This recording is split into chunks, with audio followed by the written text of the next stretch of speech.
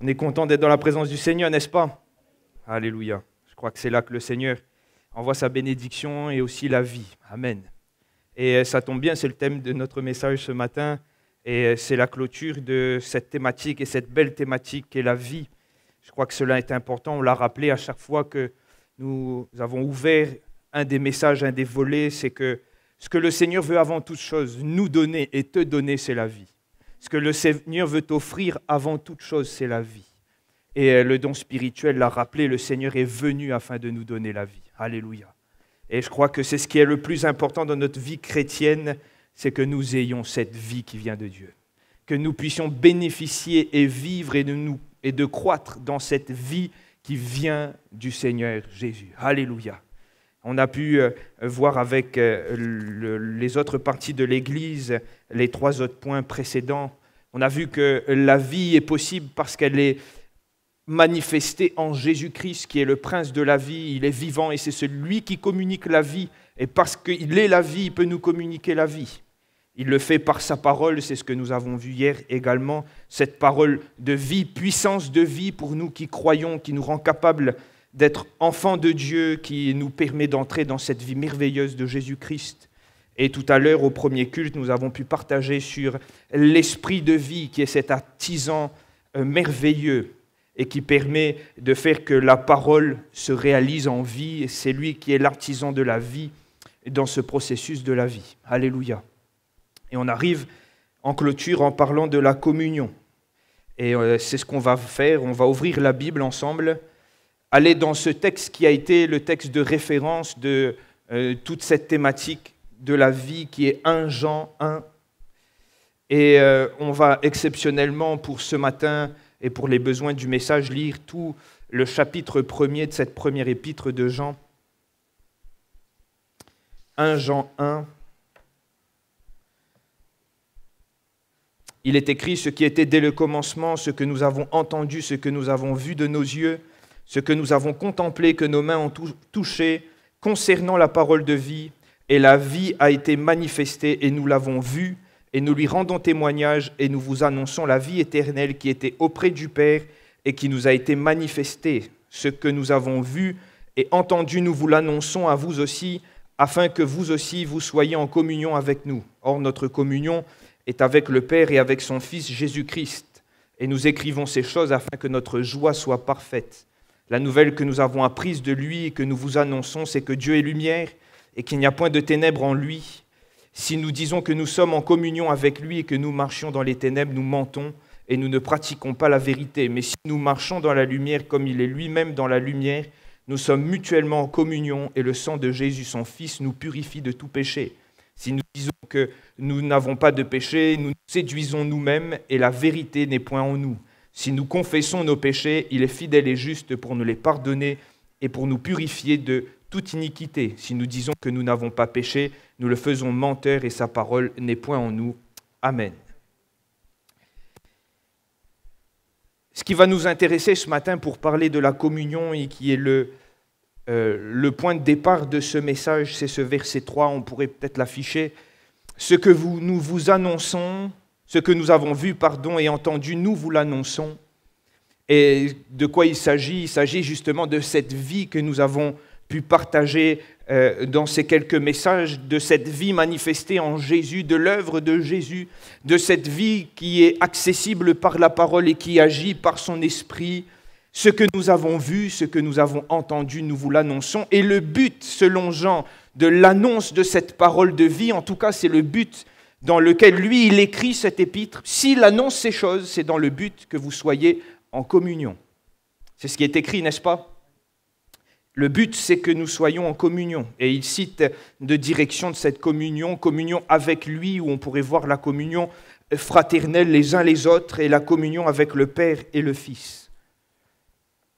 Ce mot communion, koinonia en grec, est traduit de différentes façons dans le texte français et on retrouve plein d'occurrences de ce terme qui est tantôt traduit par communion, tantôt traduit par communion fraternelle. On a aussi des occurrences qui ont été traduites par partage, par avoir en commun, par la notion de cet échange. Et il faut comprendre que dans chacun de ces termes français et dans le sens même de koinonia, il y a ce sens d'avoir en commun, ce sens du partage, ce sens de la relation. Et être en communion, c'est finalement être en relation. Et j'aimerais commencer ce texte et ce partage en disant cela, que le Seigneur nous a donné sa vie et nous a rendus participants à sa vie afin que nous soyons en relation avec lui, afin que nous soyons en communion avec lui. Et j'aimerais te dire ce matin, à toi qui m'écoutes, que si le Seigneur t'a sauvé, s'il t'a donné sa vie, c'est parce qu'il veut une relation avec toi. Pas simplement une guérison, pas simplement quelques miracles, pas simplement quelques bénédictions qu'il veut te communiquer, mais le Seigneur veut créer cette relation avec toi. La communion découle de la vie qu'il nous donne. Et Paul pouvait le dire dans 1 Corinthiens 1, au verset 9, « Dieu est fidèle, lui qui vous a appelé à la communion de son Fils. » Il vous a appelé à quoi ? À la communion de son Fils Jésus-Christ. Et nous avons été appelés à la communion. Et ce matin, tu es appelé à la communion. Alors on pourrait se poser la question, mais pourquoi Dieu a voulu cette relation? Pourquoi la vie qui nous est donnée, qui est manifestée, a pour but, et pourquoi Jean insiste sur le fait que le but pour lui de partager l'évangile et la parole de vie, c'est que nous soyons en communion. Alors il est très simple, on ouvre la Bible dans les premiers textes des Écritures, et nous voyons qu'en Éden, il y avait cette relation entre l'homme et Dieu. Dieu avait créé l'homme, Dieu a créé le premier homme, Adam, et dans ce jardin, Dieu parcourait le jardin, et il y avait cette relation entre l'homme et Dieu. Il y avait cette liberté de communion entre Adam et Dieu.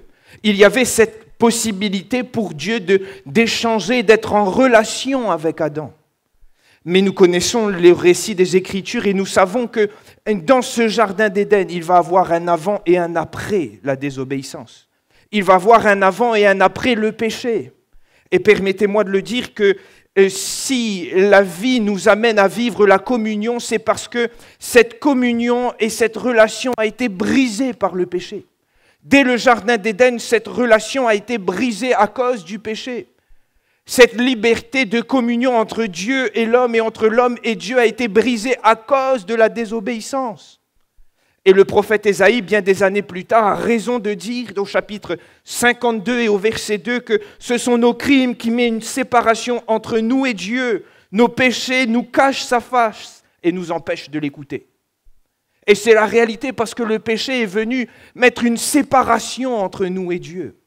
Et si Dieu a communiqué sa vie, si Dieu nous a donné et nous permet d'avoir accès à sa vie, c'est qu'il veut rétablir ce qui a été brisé.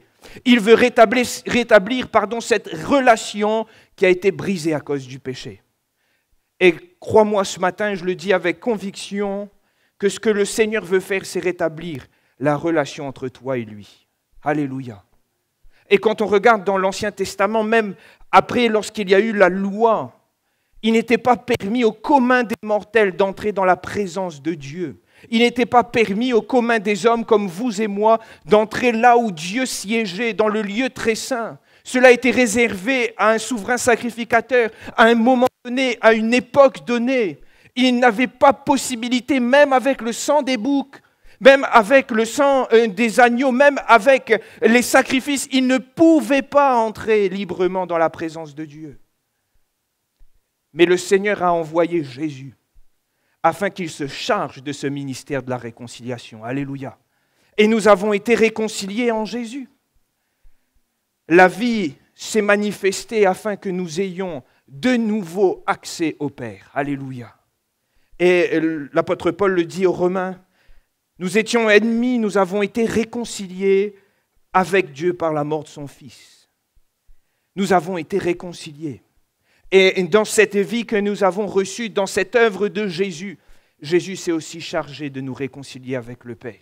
Jésus s'est chargé de briser tous ces murs qui nous séparaient de Dieu. Jésus est venu accomplir en sa chair ce qui était nécessaire afin que cette relation initiale soit restaurée. Et ce que Dieu veut en t'offrant cette vie, en te rendant participant à cette vie, c'est de restaurer cette relation avec toi. Et je crois que ce don spirituel était vraiment inspiré en disant que ce que le Seigneur attend de toi, c'est que tu reviennes à une communion véritable. Alléluia. Parce que c'est le fond de la pensée du Seigneur, c'est son cœur, c'est sa volonté pour notre humanité et pour toi. Et je crois que ce que le Seigneur veut, c'est véritablement restaurer cela. Comme cela a été le cas dans le Jardin d'Éden, et il y a tellement de textes, il y a ce texte d'Éphésiens qui nous parle de cette réconciliation. C'est pourquoi vous étiez autrefois païens dans la chair, appelés incirconcis, parce qu'on appelle incirconcis, et qui le sont à la chair par la main de l'homme. Souvenez-vous que vous étiez en ce temps-là sans Christ, privés du droit de cité en Israël, étrangers aux alliances de la promesse, sans espérance et sans Dieu. Et c'est ce que nous étions, frères et sœurs. Mais maintenant, en Jésus-Christ, vous qui étiez jadis éloignés, vous avez été rapprochés. Alléluia. Et en Jésus-Christ, nous avons été rapprochés. Jésus a restauré cette relation possible entre l'homme et Dieu. Et si Jean dit qu'il annonce la parole de vie, si Jean nous parle de cette parole qui est puissance de vie pour nous qui croyons, c'est afin que nous puissions de nouveau vivre cette relation. Et j'aimerais te le rappeler ce matin, le Seigneur veut vivre cette relation avec toi. Le Seigneur veut vivre cette communion avec toi, cet échange. J'aimerais ajouter que si, dans cette vie qui est manifestée, il y a la volonté tout d'abord de restaurer cette relation, il y a aussi la volonté d'instaurer une nouvelle relation. Permettez-moi de m'expliquer. Lorsque nous avons reçu la vie, et nous tous qui avons reçu la vie, nous sommes participants de la même vie, participants de la même foi, participants du même esprit. Nous sommes donc en communion les uns avec les autres. Et lorsque vous regardez l'Écriture, lorsque Dieu nous a sauvés, il ne nous a pas sauvés pour rester seuls. Dans le livre des Actes, la Bible nous dit que le Seigneur ajoutait chaque jour ceux qui étaient sauvés. Ceux qui avaient reçu la vie étaient ajoutés à quoi? À l'Église. Il ajoutait chaque jour à l'Église ceux qui étaient sauvés. Et le Seigneur, s'il a voulu restaurer cette relation entre nous et lui, il nous a aussi appelés à vivre cette relation entre nous, à vivre cette communion fraternelle dans laquelle nous sommes ce matin. Le Seigneur nous a appelés à vivre à l'intérieur du corps. Et il suffit de regarder les images qui sont utilisées pour parler de l'Église, qui nous rappellent qu'on a besoin d'être ensemble. Le corps a besoin d'être ensemble. Si un membre n'est plus dans le corps, eh bien, il y a un problème. Il y a un grave problème. Le bâtiment est appelé à être solidement fondé ensemble. Et le Seigneur, lorsqu'il nous a sauvés et communiqué sa vie, c'est afin aussi que nous soyons ensemble. Et remarquez avec moi que dans le livre des Actes et des Apôtres, il y a cette réalité qui revient. Ils étaient tous ensemble assidus au temple. Cette notion du tous ensemble, d'être unis, d'être ensemble, d'être en communion. Il y a aussi cette notion de la persévérance dans la fraction du pain, dans l'évangile, dans la prière et dans la communion fraternelle. Parce que Dieu ne nous a pas sauvés simplement pour que nous restions seuls, mais il nous a sauvés aussi pour que nous participions à cette communion fraternelle. Et je crois que le psalmiste a raison de dire qu'il est bon et qu'il est doux pour nous d'être ensemble. Alléluia. Et je crois que si le Seigneur nous a sauvés, si nous sommes participants de cette vie, c'est certes afin de restaurer cette relation entre nous et Dieu, mais c'est aussi pour instaurer cette relation entre nous, frères et sœurs. J'aimerais avancer avec vous et dire qu'il n'y a pas au final d'expérience de vie sans l'expérience de la communion fraternelle. Et je le disais tout à l'heure, cette vie qui découle en nous, nous la partageons et nous le partageons ensemble.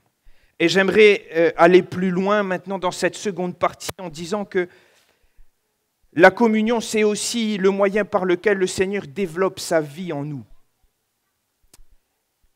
Remarquez que lorsque Jean écrit, il dit ce que nous avons vu, ce que nous avons entendu, ce que nous avons contemplé, ce que nous avons touché de nos mains. Jean parle d'une vie dont il a été en contact. Jean parle de choses dont il a vu, touché, entendu, de réalités qui a au final touché tous ses sens, de cette vie, de cette lumière qui a impacté sa vie. Cette vie, cette lumière qu'est Jésus qui au final a impacté la propre vie de Jean et c'est ce qu'il nous annonce. Jean ne nous parle pas de choses qu'il a entendu parler, mais il a entendu, il a vu, il a contemplé, il a touché. Il y a une progression, il y a une connaissance profonde, il y a une proximité avec Dieu. Et Jean, c'est ce disciple de l'amour, celui qu'on revoit la tête contre la poitrine de Dieu, de Jésus-Christ, lors de son ministère terrestre. C'est celui que les autres appelaient celui que Jésus aimait. C'est celui qui était proche de lui. Et je crois que l'expérience de la vie et le développement de la vie en nous dépend aussi de notre proximité et de notre communion avec Dieu. Et la vie va s'exprimer lorsque nous allons être près de Dieu. Il y a aussi ces images qui sont dans la parole de Dieu qui nous montrent que la vie ne peut s'exprimer que lorsque nous sommes toujours en contact avec cette vie. Regardez l'image du cep et du sarment. Le cep peut porter du fruit parce qu'il est en contact avec le sarment, peut porter du fruit parce qu'il est en contact avec le cep et que la sève coule en lui, la vie coule en lui. Et ce qui permet à ce sarment de porter beaucoup de fruits, c'est d'être bien attaché au cep. Et je le dis, si nous voulons voir la vie se développer en nous, nous avons besoin de vivre une communion intime et profonde avec le Seigneur. C'est le moyen par lequel le Seigneur choisit de développer sa vie en nous. C'est le moyen par lequel le Seigneur fait découler et développer sa vie en nous. Et j'aimerais même dire que la communion, et même la communion fraternelle, c'est un lieu de choix pour que le Seigneur développe la vie en nous.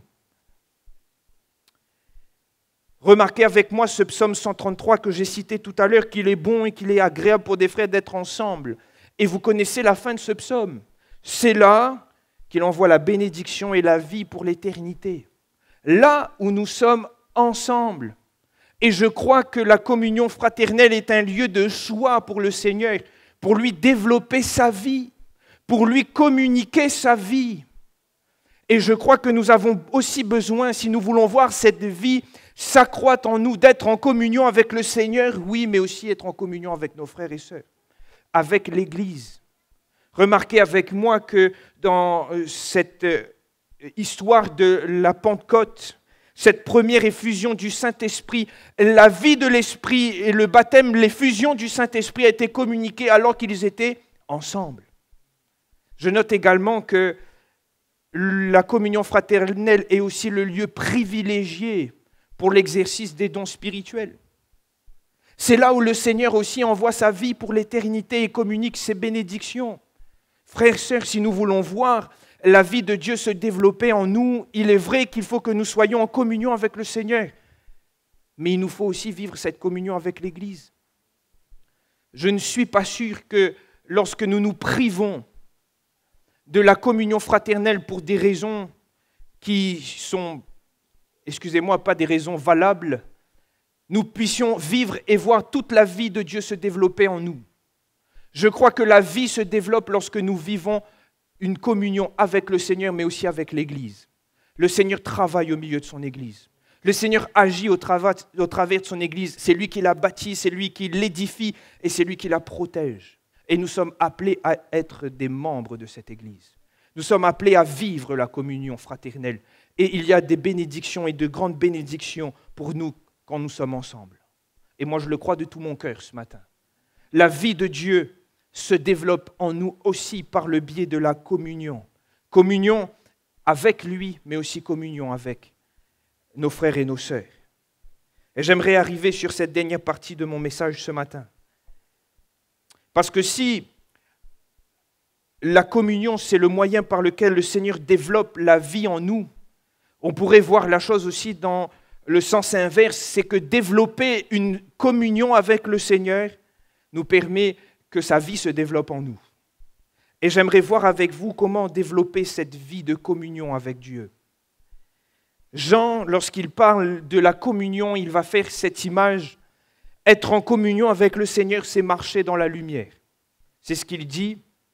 Et c'est pourquoi j'ai lu tout ce chapitre premier. Il image cette vie de communion avec Dieu comme marchant dans la lumière. Et pour Jean, il ne peut y avoir qu'une seule sphère de communion avec Dieu. Lui qui est la lumière, c'est de marcher dans sa lumière.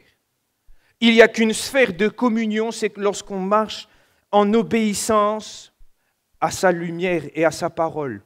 Et remarquez que dans le prologue de Jean, Jean réutilise cette association vie et lumière qui au final est Christ. Marcher dans la lumière signifie marcher dans l'obéissance à la parole en suivant les pas de Christ. Et ce que Jean est en train de dire, c'est comment vivre en communion avec le Christ, comment vivre en communion avec le Père et avec son Fils. Il nous faut marcher dans l'obéissance de sa parole. Il nous faut marcher dans ses voies, marcher dans ses pas. Il nous faut marcher dans la parole. Et nous avons pu le citer hier en parlant de la parole de vie. Cette parole permet de nourrir notre vie et de nourrir notre foi. C'est ce qui permet à la vie de Dieu de se développer en nous. Et je crois que la communion, c'est aussi la communion avec la parole. C'est aussi une marche en adéquation avec ce que Dieu veut, avec ses exigences. Et si nous voulons que la vie de Dieu se développe en nous, nous avons besoin de développer notre communion, c'est-à-dire de marcher dans l'obéissance à sa parole.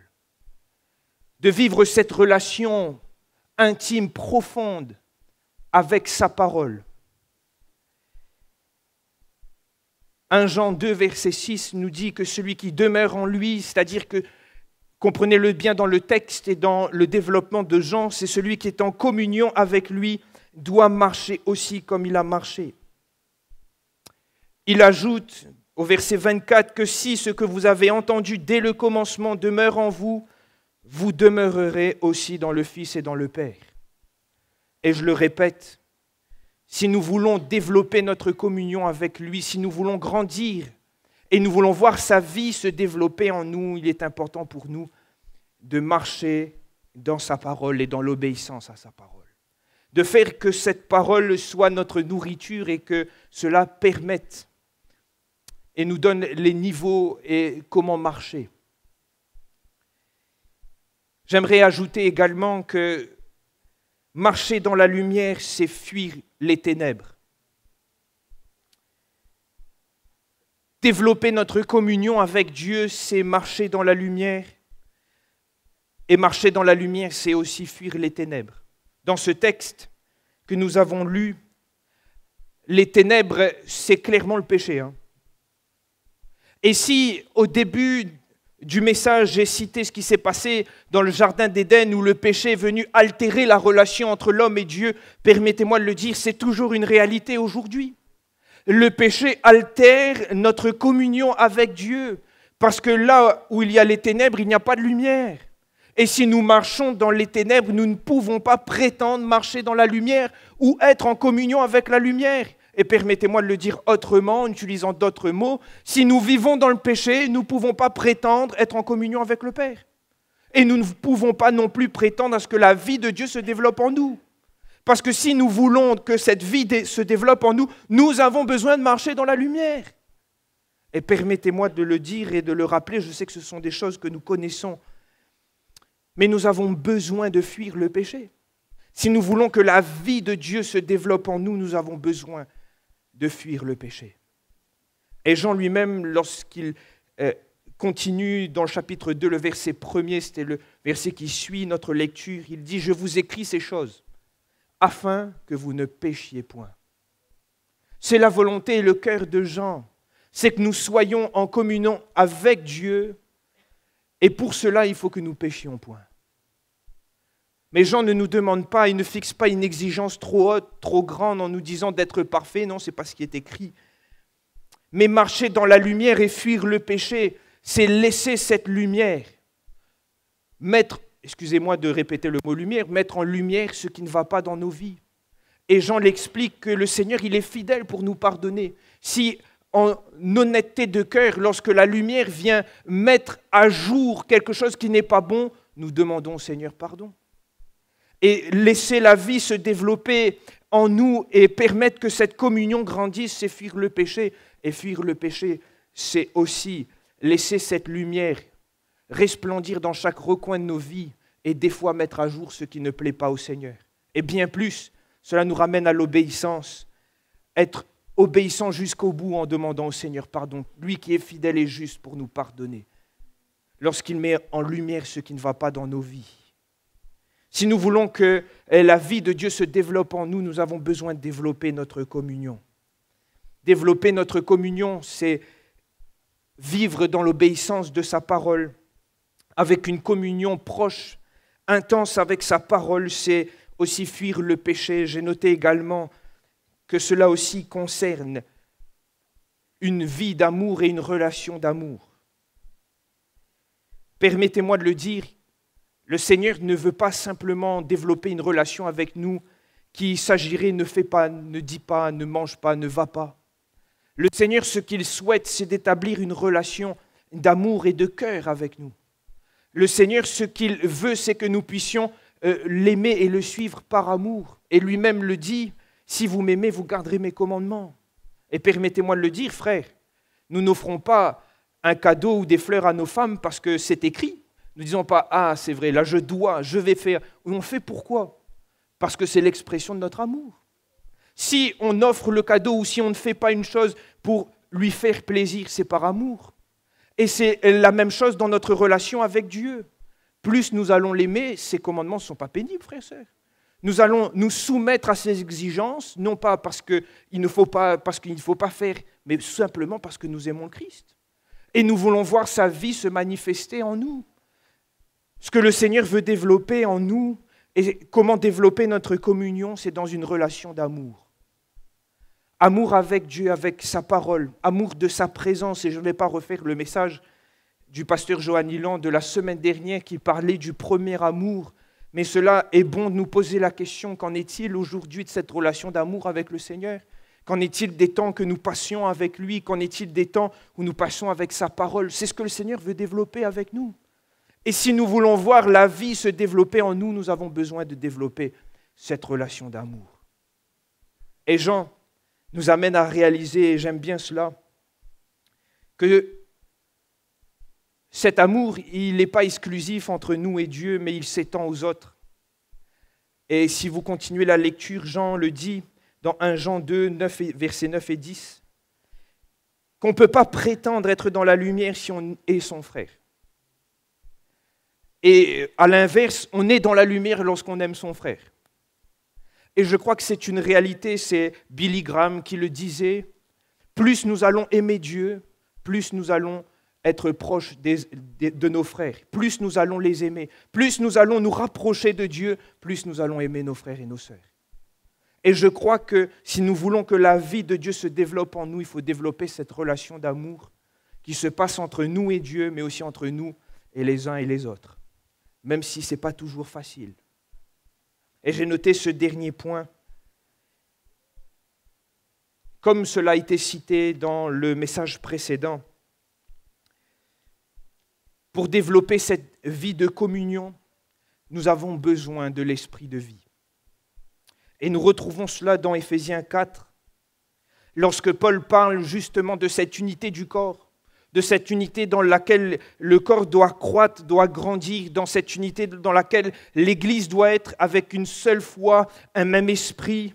Paul va dire, cherchez toujours à rester unis par l'Esprit Saint. C'est lui qui vous unit en faisant la paix entre vous. C'est lui qui nous unit. Et nous avons besoin, si nous voulons développer cette relation, nous avons besoin de l'esprit de vie. Nous avons besoin du Saint-Esprit dans nos vies qui nous aide à établir et à développer cette communion avec le Père, mais aussi avec les uns et les autres. Si nous voulons développer notre vie de communion, nous avons besoin de grandir dans l'obéissance de sa parole. Nous avons besoin de fuir le péché, de laisser la parole impacter tous les domaines de notre vie. Nous avons besoin de grandir dans cette relation d'amour. mais nous avons aussi besoin du Saint-Esprit, qui est l'artisan de cette unité et de cette communion. Alléluia. Permettez-moi de conclure en rappelant ces choses. Le Seigneur nous appelle à la communion. C'est ce que Paul dit dans 1 Corinthiens, il vous a appelés à la communion. Le Seigneur nous a sauvés pour établir une relation avec nous. Restaurer cette relation qui a été brisée à cause du péché.